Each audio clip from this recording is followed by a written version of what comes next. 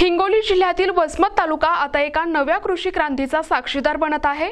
वसमत तालुक्यातील इंजनगाव येथील सदाशिव वामनराव अडकिने यांनी आपल्या ओम गार्डन मंगल कार्यालया शेजारील शेतात सदा करवंद या नावाने एक अनोखी आणि अत्यंत फायदेशीर करवंद बाग फुलवली असून केवळ बागच नाही तर त्यांनी या करवंदांची सुधारित रोपे देखील विकसित केली आहेत, जी शेतकऱ्यांसाठी वरदान ठरू शकतात। सदाशिव अडकिने 2016 पासून विषमुक्त शेती करत आहेत। याच धर्तीवर त्यांनी अथक अभ्यास करून आणि संशोधन करून इंजनगाव या ठिकाणी करवंदाची बाग यशस्वीरित्या उभी केली। त्यांनी विकसित केलेल्या या विशेष रोपाला त्यांनी सदा करवंद असे नाव दिले। अडकिने यांच्या मते सदा करवंदाचे वैशिष्ट्य असे आहे की हे रोप केवळ 2 वर्षात झाड होऊन एका एकरात 7 ते 8 टन उत्पादन होते।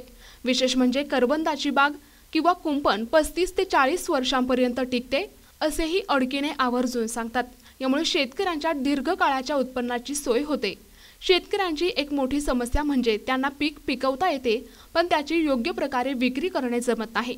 यावर उपाय म्हणून सदाशिव अडकिने यांनी करवंदाची प्रक्रिया युनिट सुद्धा सुरू केले।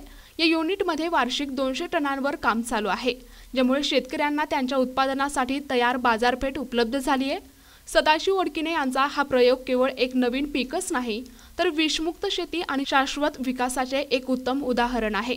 त्यांच्या या प्रयत्नामुळे वसमत आणि आसपासच्या परिसरातील शेतकऱ्यांना एक नवीन आणि फायदेशीर पर्याय उपलब्ध झाला असून यामुळे त्यांची आर्थिक स्थिती सुधारण्यास नक्कीच मदत होईल। मी सदाशिव वामनराव अडकिने, राहणार इंजनगाव, तालुका वसमत, जिल्हा हिंगोली।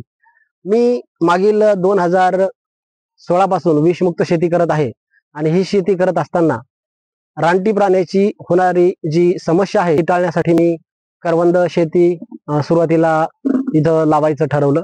करवंद लावत असताना भारतातले 7 वाण मी इथं आणि त्याचबरोबर एक मी मागचं आमचं जे आखाड्यावरचं जे झाड होतं त्याचा आणि बाहेरच्या एका वाणाचा असं एक क्रॉस पॉलिनेशन करून एक सदा करवंद नावाचा वाण इथं विकसित केलाय, जे की फक्त 2च वर्षात हार्वेस्टिंगला येतो। 35 ते 40 वर्ष ते त्याची टिकते, बाग टिकते किंवा कुंपण टिकते। आणि त्याच्यामध्ये सगळ्यात महत्वाचा मुद्दा म्हणजे एकरी 8 टनापेक्षा जास्त उत्पादन देणारा हा वाण सदा करवंद नावाचा हा आपण इथं विकसित केला आपण बघताय। त्याचबरोबर याची आपण रोपवाटिका छोट्या प्रमाणात करतो। आणि दुसरी गोष्ट म्हणजे शेतकऱ्याला पिकवायचं जमतंय पण विकायचं जमत नाही, तर त्या अनुषंगानं मी इथं एक करवंदाचं युनिट उभं केलंय, ज्याच्यात वार्षिक मला एक 200 टनावर काम माझं चालू आहे मागच्या वर्षीपासून। आणि तिथं मी आंब्यावर काम करतो, परत तिथं मी कोहळ्याचा आग्र्याचा पेठा बनवतो आणि करवंदाची चेरी, लोणचं असे करवंदाचे 5-6 प्रोडक्ट मी इथं बनवतो आणि हे करतो। शेतकरी बांधवांना माझी अशी विनंती असेल की ज्यांना कोणाला करवंदाची लागवड करायची किंवा आपल्या शेतीला लाईव्ह फेन्सिंग करायचंय ते पण कमी पैशात केवळ 5 ते 6 हजार रुपयामध्ये शेताचं कुंपण प्लस उत्पादन असं हे तुम्हाला हे वाण जर तुम्ही लावला किंवा हे सदा करवंद नावाचा वाण लावला तर तुम्हाला सहज कमीत कमी पैशात होऊ शकते। त्याच्यासाठी माझा मोबाईल नंबर सांगतो, 9834012036 हा माझा मोबाईल क्रमांक आहे। याच्यावर व्हॉट्सअपला किंवा फोन करून आपण सविस्तर माहिती घेऊ शकता। धन्यवाद। आणि याच्यामध्ये तुम्ही कंपनी पण टाकलीत म्हणे, इथं काहीतरी म्हणजे कंपनी पासून प्रोडक्ट तयार करता, काय काय तयार होते आपल्याकडे? इथं आपण चेरी बनवतो, जी की पान ठेल्यावर मसाला पानामध्ये, कलकत्ता पानामध्ये असते, केकवर असते, ज्यूस मध्ये असते। परत याचं लोणचं बनवतो, याचं माउथ फ्रेशनर बनवतो, याचं आपण ज्यूस बनवतो, सरबत बनवतो। याचे असे वेगवेगळे आपण एक 7-8 प्रोडक्ट इथं तयार केलेत आणि ते विक्रीला सुद्धा इथं ठेवलेले आहेत। आणि एकरी याला वर्षाला काय उत्पन्न होऊ शकते? काय आता ही जी बाग आहे हे तुम्ही पाहता, ही पूर्ण ही बाग एकरी 8 टन क्रॉस करणार, कारण की हिचं हे नवीन बाग आहे। आणि जी मही नदीच्या शेतातली आहे ती एकरी 10 टन उत्पादन मला यावर्षी मिळेल। मागच्या वर्षी एकरी 8.5 टन उत्पादन आलं होतं, तर यावर्षी 10 टन अपेक्षा आहे त्याच्यापासून। बरं, 10 टनाचं काय उत्पन्न असेल, काय पैशा स्वरूपात?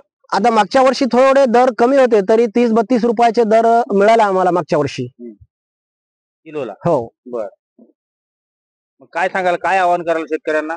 शेतकऱ्यांना जर आपल्या शेतीची रानटी प्राण्यापासून राखण करायची असेल तर हे बायोफेन्सिंग खूप छान होते। किंवा जे शेतकरी शेती करू शकत नाही, मजूर मिळत नाही किंवा आणखी काही प्रॉब्लेम आहेत, पाणी नाही, फार असं पाणी नाही किंवा त्याच्या घरचे वैयक्तिक करणारे कोणी नाही, अशा शेतकऱ्यांना या शेतीकडे वळायला काय हरकत नाही। रोपे पण मिळतात तुमच्याकडे? हो, रोप पण उपलब्ध होतात आपल्याकडे। 30 रुपयानं आपण रोप इथं जागेवरून देतो। एक तर शेतकरी येऊन नेतात किंवा मग आपण इकडून गाडीचं भाडं लावून रोप पाठवू सुद्धा शकतो। प्रतिनिधी नंदू परदेशी, NTV न्यूज मराठी, वसमत, हिंगोली।